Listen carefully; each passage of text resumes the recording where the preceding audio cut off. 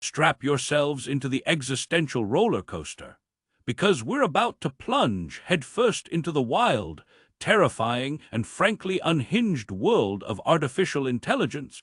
As profound as that technology has been, AI will be more impactful, and it is going to come faster. To some degree, it's an extension of this long trend towards automation, but it's not now just automating, manufacturing processes or the use of robot arms. We're now starting to see these models, these platforms, be able to perform really high level, what we consider to be really high level intellectual work. So already the current models of AI, they can code better than, let's call it 60, 70% of coders. Now, we're talking highly skilled jobs that pay really good salaries and that up until recently has been entirely a seller's market in Silicon Valley.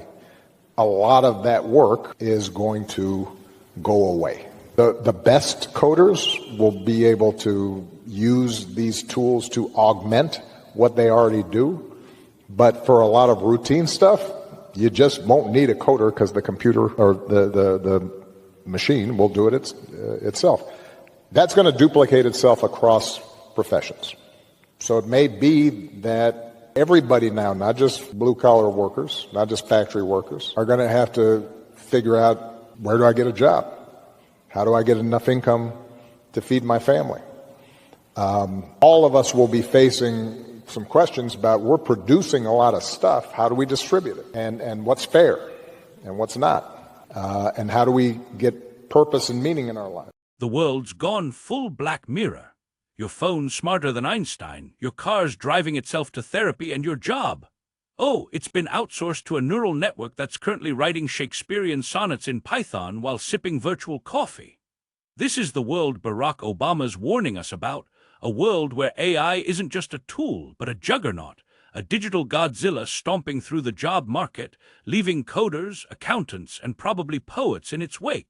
Obama's out here sounding less like a former president and more like a sci-fi prophet, preaching about a future where machines aren't just assembling cars or flipping burgers. They're doing the kind of high-level intellectual work that used to require a corner office and a six-figure salary. Let's start with the coders, because this is where Obama's dropping truth bombs like it's a TED Talk on Judgment Day. Apparently, today's AI models can already code better than 60–70% of human programmers. That's right. The same tech that's generating cat memes and writing bad fanfiction is now outshining the hoodie-wearing, Red Bull-chugging tech bros who have been ruling Silicon Valley like it's their personal fiefdom.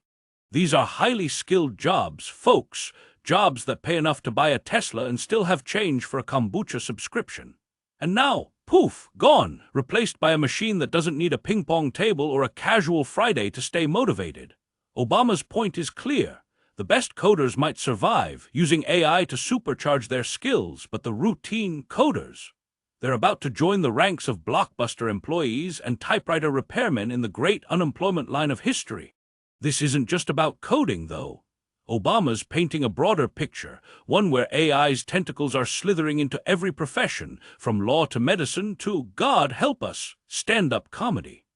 Imagine a future where your lawyer's a chatbot, your doctor's a diagnostic algorithm, and your open mic night is headlined by a robot that's cracked the algorithm for perfect punchlines.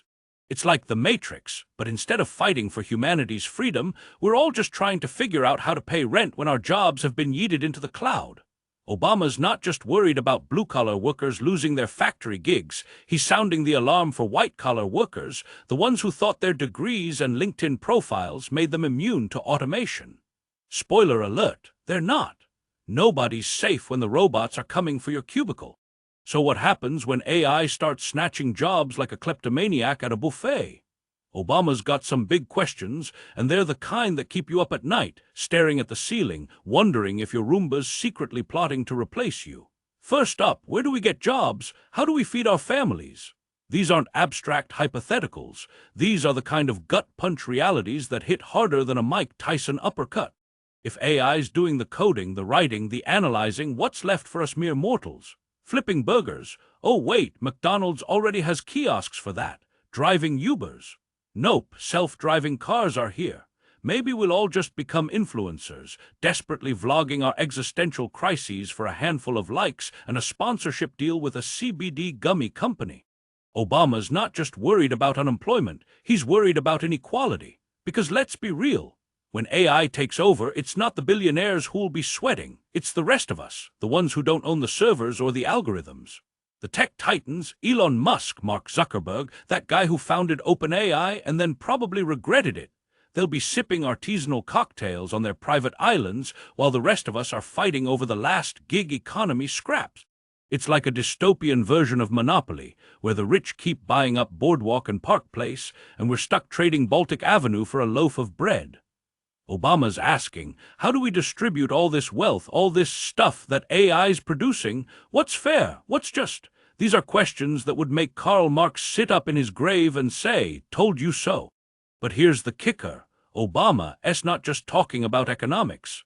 He's going deep, diving into the squishy, philosophical core of what it means to be human.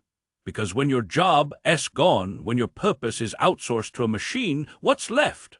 How do you find meaning in a world where your value's been reduced to a line item in a tech company's budget?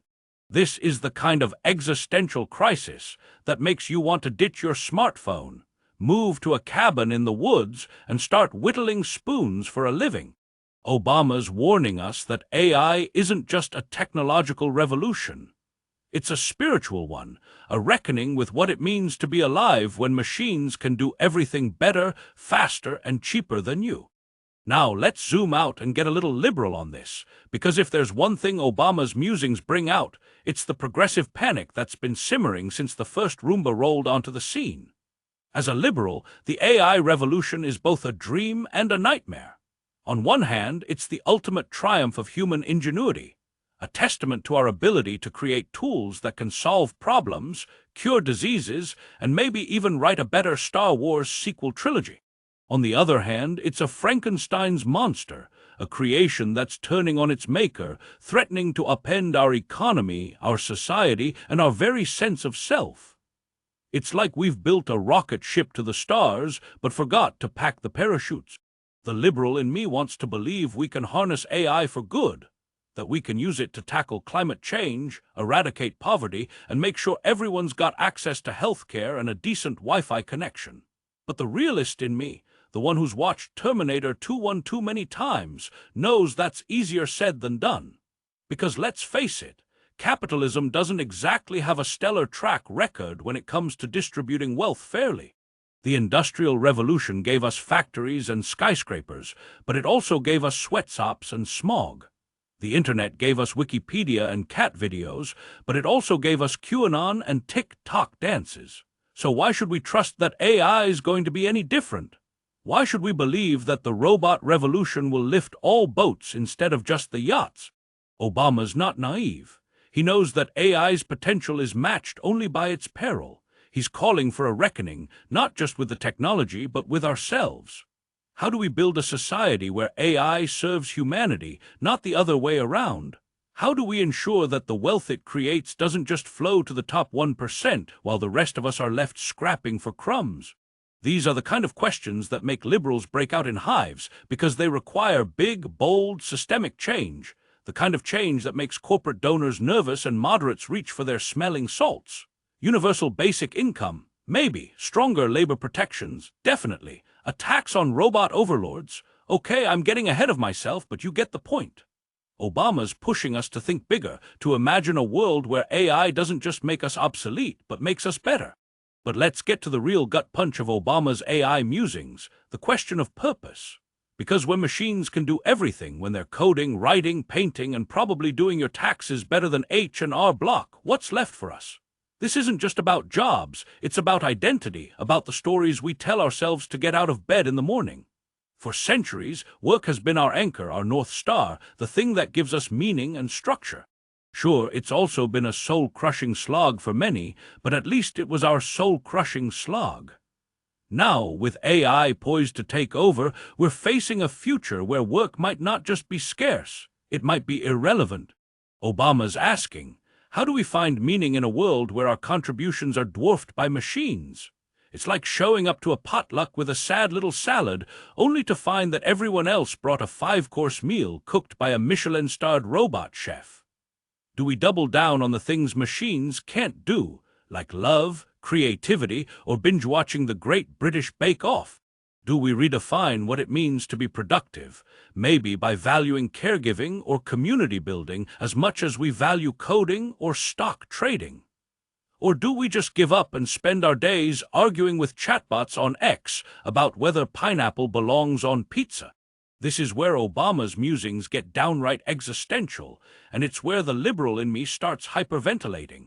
Because liberalism, at its core, is about progress, about the belief that we can build a better world through reason, empathy, and collective action. But what happens when progress outpaces our ability to adapt? What happens when the tools we've built to liberate us end up enslaving us? It's like we've spent centuries climbing a mountain, only to reach the peak and realize it's actually a volcano about to erupt. Obama is not offering easy answers, and that's what makes his thoughts so unsettling. He's forcing us to confront the void, to grapple with questions we've been dodging since the first steam engine chugged to life.